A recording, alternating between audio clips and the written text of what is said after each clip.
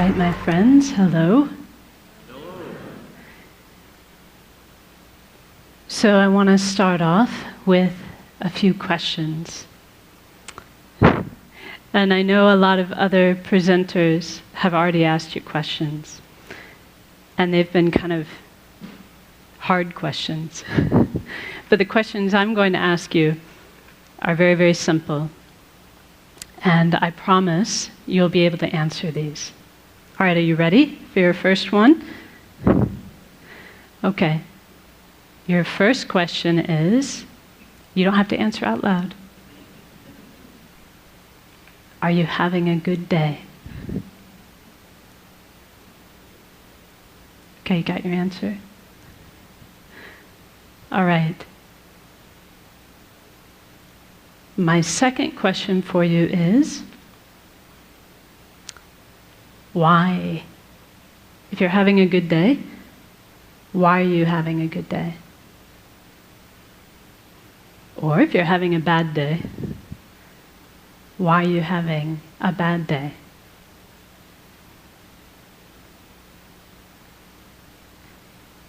So I have one more question for you. This should be the easiest one of all. My last question is, tomorrow, would you rather have a good day? Or would you rather have a bad day? Do you have your answer for that one? What about the day after tomorrow? What about Sunday? Let's see, yeah, that's right. Tomorrow's Saturday, Sunday. How about Monday? Would you like to have a good day or a bad day on Monday? Tuesday? Wednesday? Thursday? Friday? This time next week? A good day or a bad day?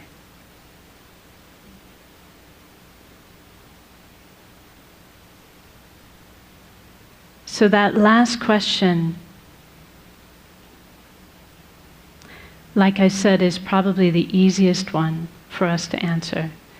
Because we know the answer to that, don't we? We want to have a good day, every day. Did anyone in the room answer, yes, I want to have a bad day on Monday? Of course not. We all want to have a good day, every day.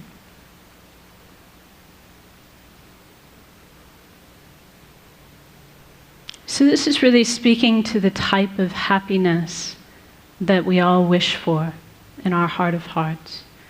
We have a good day when we are happy. And we want to be happy every day. There's never a day when we don't want to be happy. But whether or not we have good days or bad days really depends upon how we answered the second question. Do you remember the second question?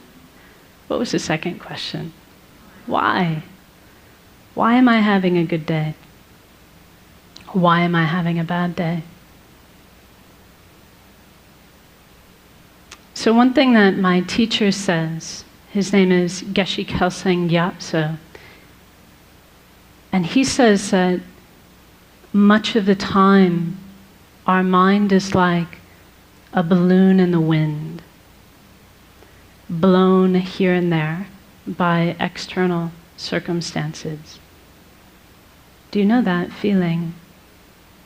He says when things are going well, when they're going our way, we feel happy. But then if something goes wrong,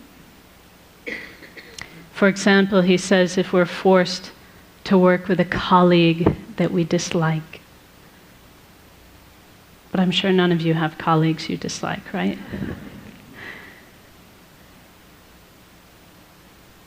He says if we're forced to work with someone we dislike, or if something doesn't go our way, then our happy feeling disappears.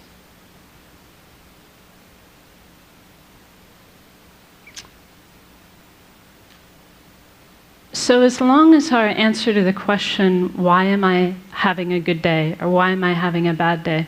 Because, you know, this is a question people ask us, like maybe when you get home today. someone will go, well, so how was that TED thing? Did you have a good day? And we'll say, yeah, I did. There was this lady, and she talked to us about how we need to be compassionate towards former inmates, and there was this performer who did this awesome beatboxing thing with his mouth, and this person and that person. As long as our reasons for why we had a good day are a list of external conditions, then we're not going to have the stable happiness that we all want. Does that make sense to you? Because if that's what our happiness depends upon, because we cannot control people and circumstances every single day, then our happiness will be in the hands of others, won't it? It'll be at the whim of our circumstances. So if you really wish to have a good day every day, we've got 2 things we need to do. So the first thing that we need to do is we need to stop outsourcing our happiness and outsourcing our unhappiness onto people and circumstances. In other words, we need to stop attributing our happiness to what's going on externally. And we need to stop blaming others, especially blaming others, for our unhappiness. So for as long as we do that, as long as we're making it the job of people and circumstances to make us happy, or as long as we're making it their fault when we're unhappy, our happiness will be very unstable and elusive. Our second job is to actively cultivate a source of peace and a source of happiness coming from inside our own mind. So here's something I want you to commit to memory. Are you ready? This is another line from one of my teacher's books where he says, happiness and unhappiness are states of mind, and therefore their real causes cannot be found outside the mind. So if we have a peaceful state of mind, we will be happy regardless of people and circumstances. If our mind is unpeaceful or agitated, then even if we have very good circumstances, we'll find it impossible to be happy.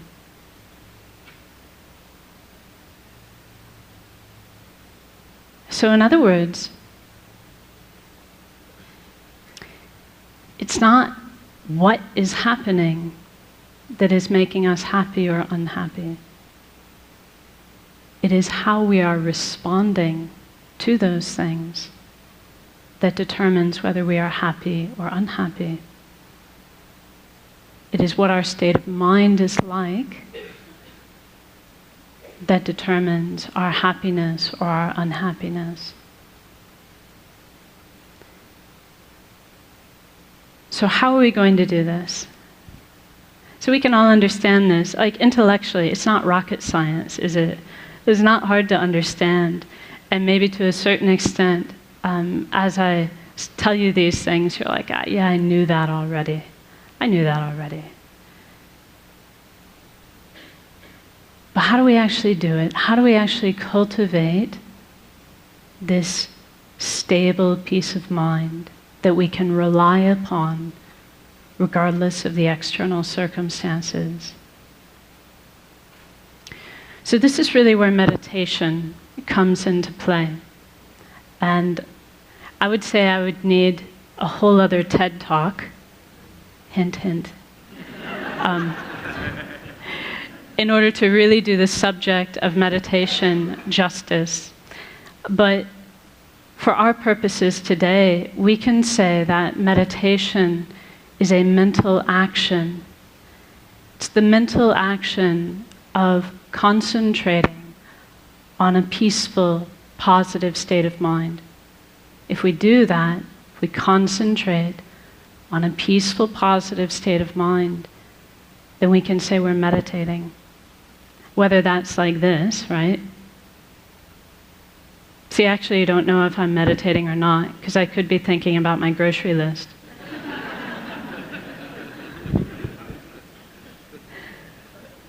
It's only meditation if I'm actually focusing on a positive, peaceful state of mind. But the trick is, I can do it like this. This is called formal meditation. But we can also learn to do this all the time in our daily life.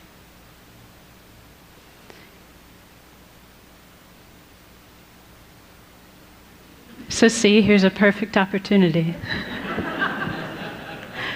We concentrate on a mind of patience. We're not disturbed, not unhappy. So why don't we try it now? Are you up for it? Just a short meditation. According to the clock, I've got 3 minutes left. This is going to be a very brief one. But let's actually try it. Let's try to tap into our own potential for a peaceful, positive state of mind. So now I'll ask you just to sit comfortably and place your feet flat on the floor and your hands within your lap.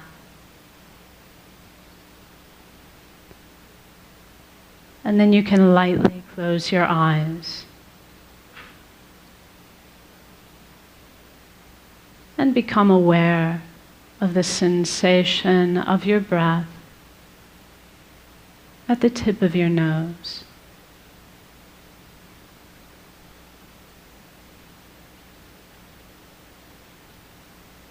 And as you breathe out, you can imagine you are breathing out any agitation,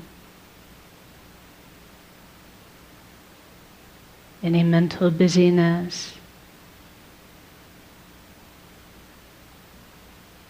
any frustration or unhappiness in your life. Breathing it all out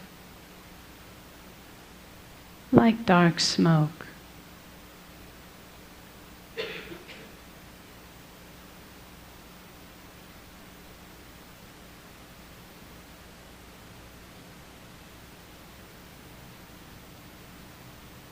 And as you breathe in, you can imagine and believe that you are breathing in a clear, bright light,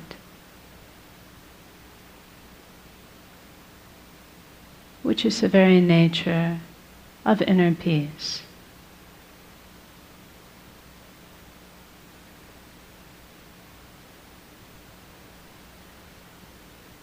And you can imagine that this clear, bright light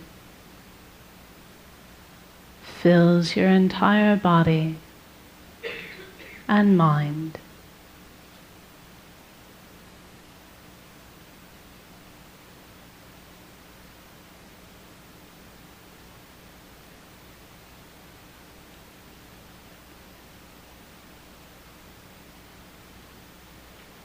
And for a few seconds,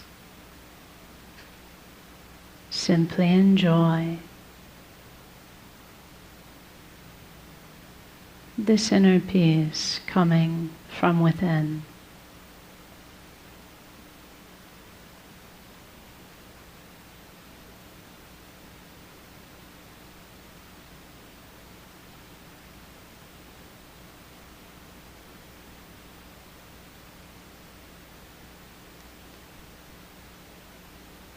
And now as we finish,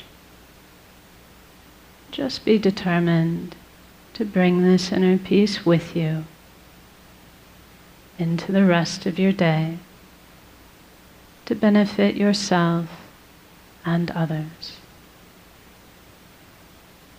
So now we rise from meditation. Thank you very much.